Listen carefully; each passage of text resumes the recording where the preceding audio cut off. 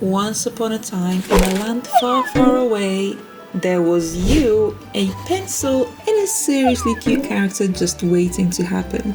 Let's design your character today, one line at a time, step by step, even if you're a beginner. And stay tuned because I'll give you free homework and there's a gift hidden somewhere in this video. I will be bold enough to assume that since you have clicked on this video, you have a rough idea of what character you want to design. If you don't, however, grab a book, watch a movie, get inspired. I already have an idea today. I'm going to be drawing Huck from Chess of the Emerald Sea, a book that I recently finished. Chess of the Emerald Sea is a book set on a pirate ship in the middle of a green spore sea. And you may be wondering, what is a green spore sea? Well, just as the name suggests, it's a green sea made of spores. These spores, however, explode when they come in contact with water. Our main heroine, Tress, sets out on a journey from her tiny village on the rock to go find the love of her life, Charlie, that has been kidnapped by an evil sorceress. She is joined on her journey by a team of dead-wanted pirates, and of course, among this team is the character that we will be illustrating today, a tiny talking rat called Huck. Huck is a perfect animal sidekick. He's small, cunning, funny, and super supportive of our heroine, Tress. So how do we get to this design? Let's continue. I like to start with a few silhouettes to get an idea of the subject I'm drawing. Huck is a rat, and as I have found out, rats are pretty fun to draw. The silhouettes are like elongated water droplets, but what are these blobs with tails supposed to help with, you may ask? Well, my friend, this is called the essence of your character. It can be applied to humans, animals, even inanimate objects. But anyway, silhouettes are vital to discover the feel and energy of the subject. You can see how just by doing these silhouettes, I've already doodled something that feels like a rat. It has the feeling and that essence that we spoke about. Without it having any of the usual rat characteristics, this will help you explore the gesture and feel of your subject. Maybe this is a hot take, but I do believe that this stage of beginning your character is the most important.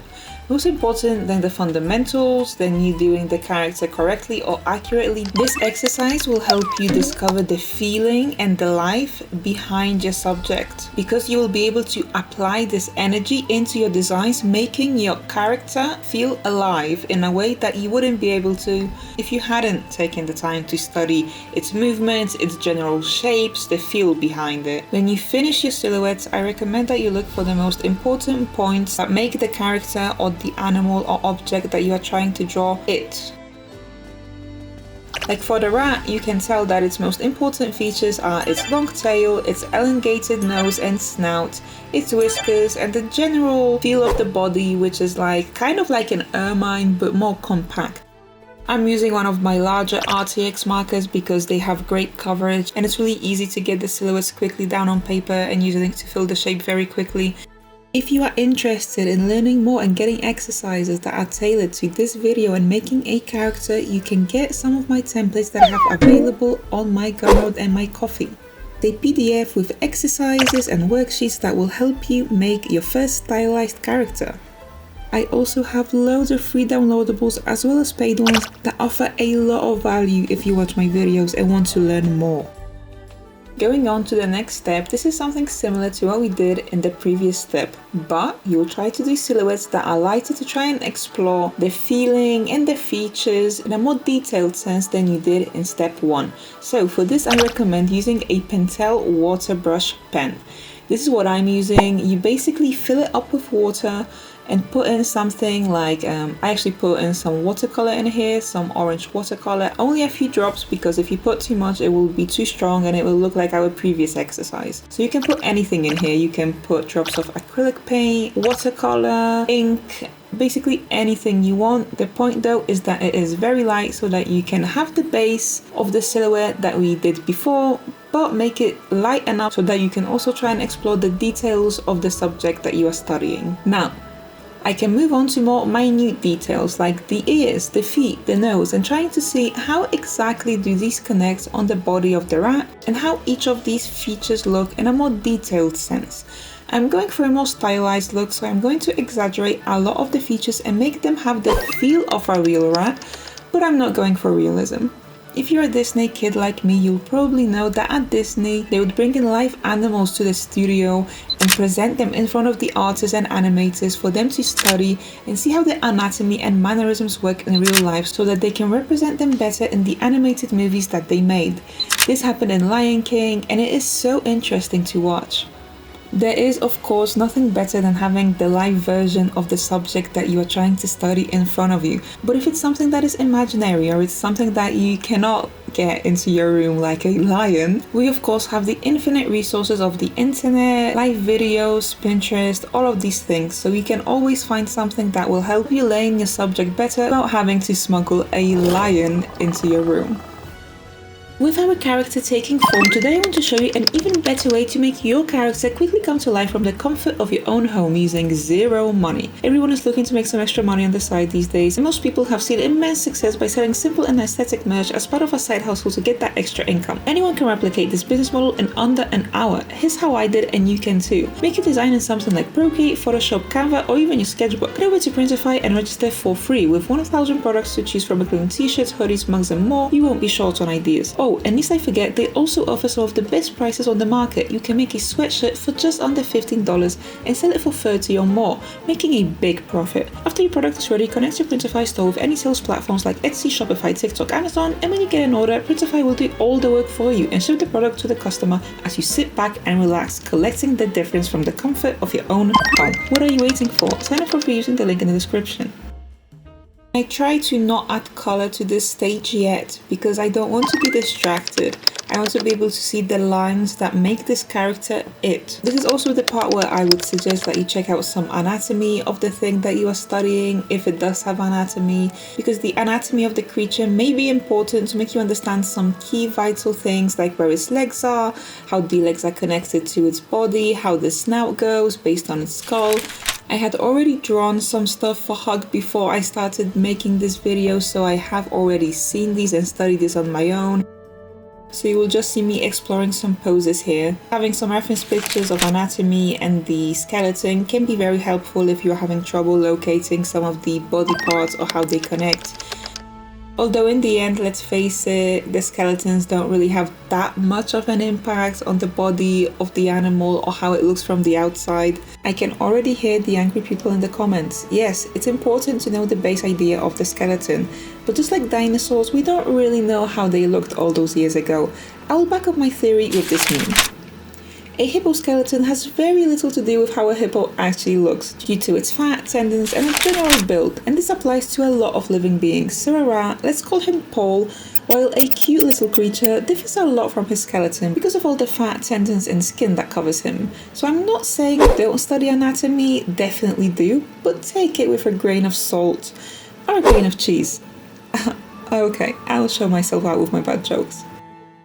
One of the most important things you can do when drawing a character is figuring out what basic shapes it is made out of. As we have established, for a rat, they're kind of an elongated water droplet, but that is only the basic main shape.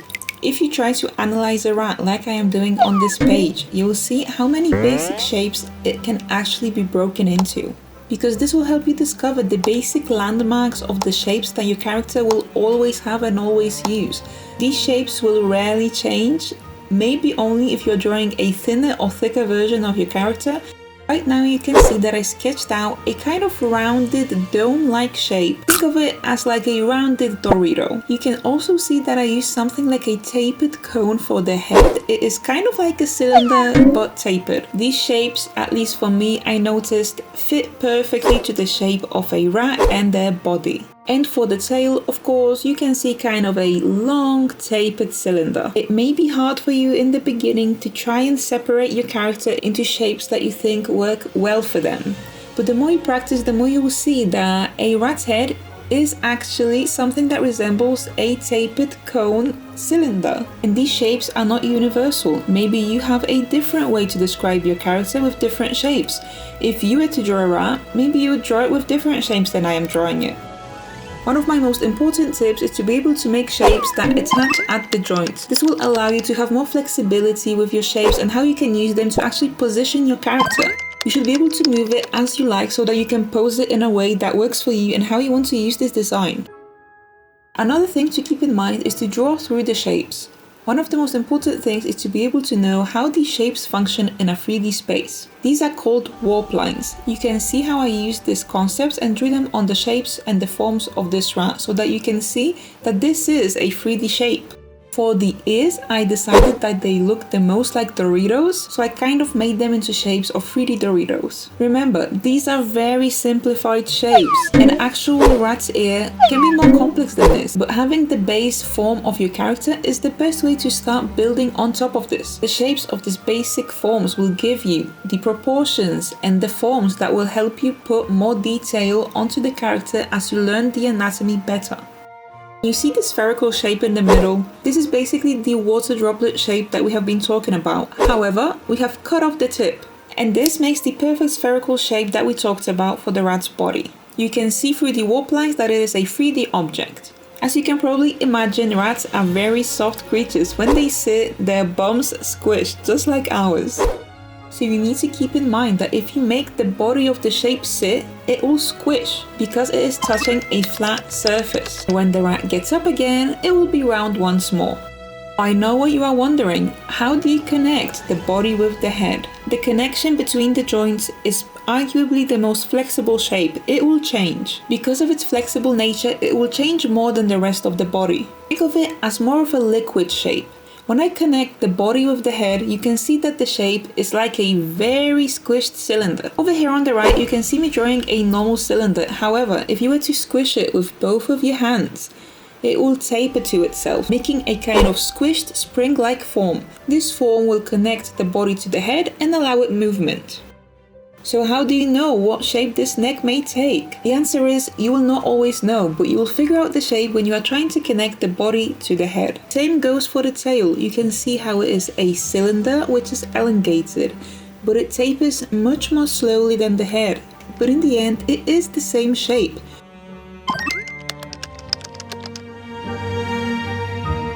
Accessories can tell you a lot about your character. Arguably, they are one of the most important things that will make your character stand out. The better you know your character, the easier it will be for you to represent them in your art and choose the most appropriate accessories for them depending on their personality. I do wholeheartedly encourage you to write down some basic ideas about who your character is if you haven't already done so, as I suggested in the beginning of the video. This is all included in the template. You can either write it down yourself and come up with it yourself, or you can let chance take over and draw them in the templates I mentioned. The most important thing to decide is the type of character they are. Are they animals? Are they human? Are they inanimate objects? The likes and dislikes, the origins, the status, the colors, any kind of traits that you think make them who they are. I decided to give Huck a green handkerchief. I tried out other colors as well, but I feel like the green suited him best, and it's a nice tie into the green verdant sea that they are sailing on. As many of you know, I am a huge fan of Hilda, so let's analyze her accessories so we can get an idea of what we can do in this exercise.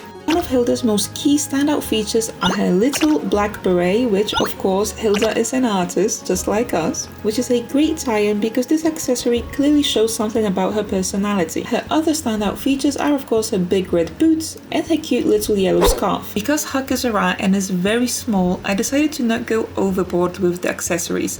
I feel like a green handkerchief is just enough to not make the actual design of his body and character get too lost. So a handkerchief, in my opinion, is just more than enough to convey that kind of piratey feeling. I did also very briefly think about giving him a small backpack, but I just don't think it fits the story very well, so a handkerchief it is. And despite Huck being grey in the book, I thought I would take the liberties of giving him a more mischievous, playful pattern to highlight his cunning and mischievous qualities. During the book, he is also very fond of his breadcrumb, so I did illustrate that as well as something that he'd carry in his backpack if he had one. The longer you spend in character creation, the more you will have ideas that will bounce off of each other and start to appear on the page, as with the theoretical backpack. I'm keeping a limited palette of colors, and I'm using the RTX acrylic marker boxes that they sent me the other day. They are so good. These have become my favorite markers to use. They were so kind to send them over for me to try out. They have really become my main go-to art supply. Just look at this coverage. Wow! Colors are so juicy and so fun to use. Our next exercise is an expression sheet. It is one of my favorite things to do. blame all the Disney art of books I grew up with as a kid. Showing your character's personality, as we have established, is very important. Expressions can help you explore the look of the face better. How they look when they are laughing. Do they show their teeth? Maybe they're mostly grumpy. Choosing at least 3 expressions to represent them can really solidify your design and how you imagine them in your head. But don't be fooled, expressions are hard, especially for animals because they have a more subtle way of showing what they feel, so we mostly assign them human-like emotions. Take Zootopia for example. You can see all of these examples are different animal snouts, laughing or opening their mouth, the kind of essence that the expression has. This definitely takes a lot of exploring because you never know how you want to stylize the animal that you are drawing. This of course is much easier for human characters because most people share a very similar shape of their face. This also applies to Rapunzel. Most of the female characters that you will be drawing, if they are Disneyified and cartoonified, will have something that is similar to the expressions that Rapunzel has on this sheet. A good idea if you are not comfortable with doing this is studying a few face expressions, human or animal, depending on what you are designing, so that you can get used to the nuances of a happy, grumpy, sad, confused face. There are so many expressions to explore, but I do understand that it may be overwhelming when you cannot get a hang of it because you are getting to know your character as you design them. So for me, patience is key. Maybe they are more of a content happy character. And one of the hardest things to do is not even the expressions, it's finding the most basic face expression of your character when they are not doing anything, or as they would call it, the resting face. How does your character look when they are just vibing and not doing anything? This can be super hard to figure out because they may naturally look a bit grumpy, or they may naturally look happy, or maybe they have a more puppy dog sad face expression that is just normal for them. Use this exercise to adventure around these expressions. Make it like a game. How many character expressions can you come up with? And if you don't like how one looks, try again. Maybe they have a shallow smile. Maybe they have a smile where they show their teeth. Maybe when they laugh, they open their whole mouth. Or maybe when they laugh, their eyes just laugh and turn into crescent moon. The possibilities are endless. But in the end, it's up to you to decide how do you want your character to look in a certain situation.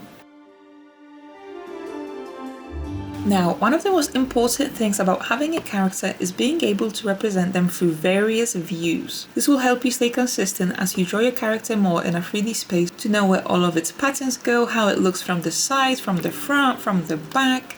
It's very important to make this consistent as you'll be drawing the same character and you need to learn to draw them as you imagine them in your head. So knowing how they look from the front, side and back can really help you to keep them looking the same without introducing changes to the design. Doing your character in a 360 view will allow you to explore ideas that maybe you haven't thought about until now, like how does your character's hair look from the back? Do they have pointy or normal ears? How would they look from a top-down perspective? For example, in games, when we make games that are a top-down view, we have to think of how the design applies to the character when it is being looked at from a top-down camera view. This of course varies from what the character would look like if you did a 2D game with the character visible full-on from the side.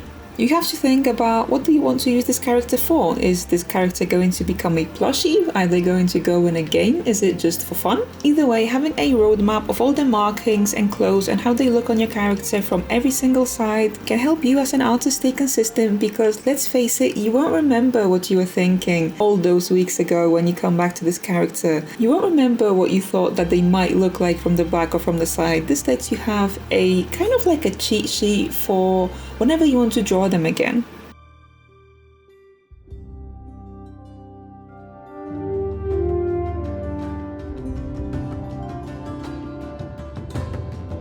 If you are new here, hi! Welcome to Canterbury Woodlands. On my channel you'll find videos that teach you how to draw, help encourage you to draw, anything that has to do with drawing. Sometimes I post studio vlogs that show the behind the scenes of a full-time artist. I have been working in the games industry for the past 5 years as a concept artist, while also running my small business, Canterbury Studio. If you would like to give me a follow and see more of my work, you can go to my Instagram and become one of my 100k plus followers, where I post most of my work, whether in static or video format. Any of your support is very appreciated. If you enjoyed the video and would like to see more free and paid templates, you can go on my Garment or my Coffee, where I have all of my templates, both paid and unpaid, that you can get for free or for a small fee. If you like what I'm doing, you can also buy me a coffee on coffee.com. If you are interested in what I'm doing here, you can join our Discord, Cadbury Woodlands. We have an amazing community that is meant to encourage people to draw and earn badges while they are doing them. Most of my videos on this channel contain a homework assignment that will help you improve your sketching and art skills. By doing these assignments, you can go to our Discord and you will be able to earn a free badge as a role on Discord. We have so many people that have earned these badges already, and I am so proud of the community. Right now we have 5 badges available. We have the Mossling, Seedling, Sproutling, Barkling and Twigling. I repeat, these badges are free. If you do the homework assignments, you will get one of these badges. And don't forget to do your homework. Bye bye!